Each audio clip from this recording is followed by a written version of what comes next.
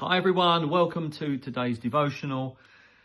Don't let yourself get distracted. Don't let yourself get distracted. Now, emphasizing that word in that particular way because I've been thinking about it recently and how it's actually made up of two words, dis and traction.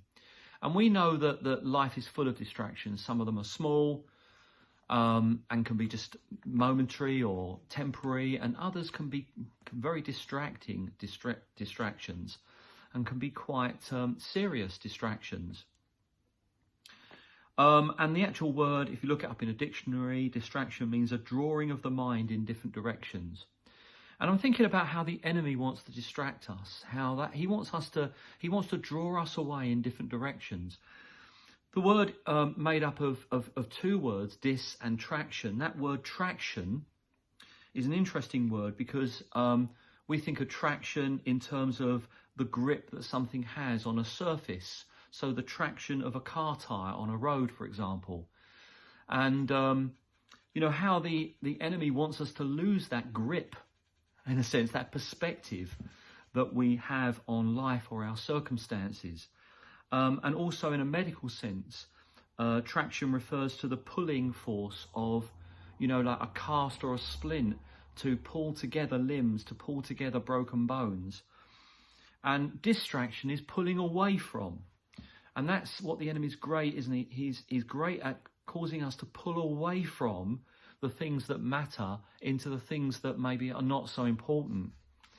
That's where it can become quite detrimental to us, is when our attention is shifted away from things of greater importance to things of lesser importance. But I do believe that when we find ourselves distracted, there are times when God will speak to us through those distractions.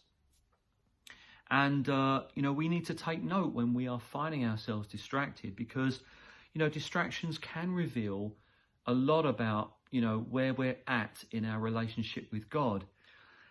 So I've got these couple of scriptures I just want to bring to you. Psalm 27 verse 4 says this: "One thing I ask from the Lord, this only do I seek, that I may dwell in the house of the Lord all the days of my life, to gaze on the beauty of the Lord and to seek him in his temple." And one good thing to ask about things that distract us, particularly the larger things, is are these things helping us to, focus on God more? To actually see his beauty more, to actually seek him more? Or are they detrimental to those things in our lives? And how about Psalm 119 verse 115, where the writer says, "I will meditate on your precepts and fix my eyes on your ways." That's all about avoiding distractions and being focused. Matthew 6:24, Jesus said, "No one can serve two masters, for either he will hate the one and love the other, or he will be devoted to the one and despise the other." So, it's important for us to remain spiritually and emotionally, I believe physically, because we're whole people, aren't we? So mind, body, spirit, or soul, body, spirit, remain focused and avoid distractions whenever we can. When we get distracted, that can reveal where our heart is, can't it? In our busyness, we ask ourselves, what really is going on here? What is the real distraction? Is it telling me something about where my heart is?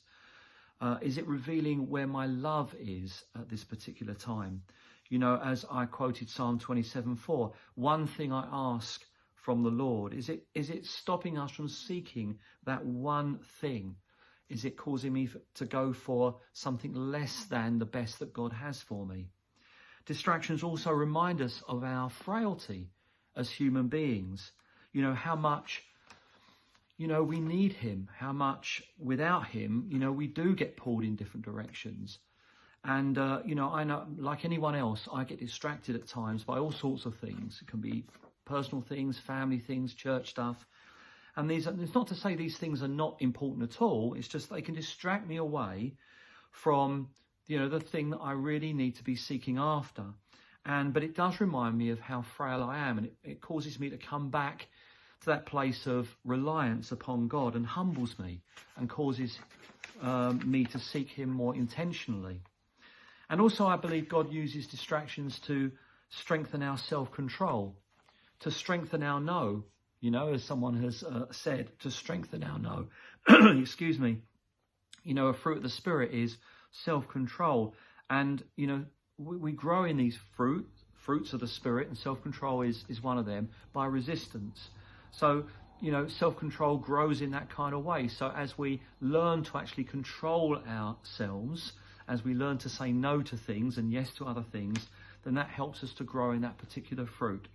So remind ourselves not to be distracted. The enemy wants us to be pulled in different directions, and maybe that's a word for you today. But also, just if you are in that place and you are being distracted, recognize God is in charge, and he may be wanting to speak to you, maybe even through this devotional today, to get you back on track, or traction, I should say. Bless you. Have a fantastic day in Jesus' name.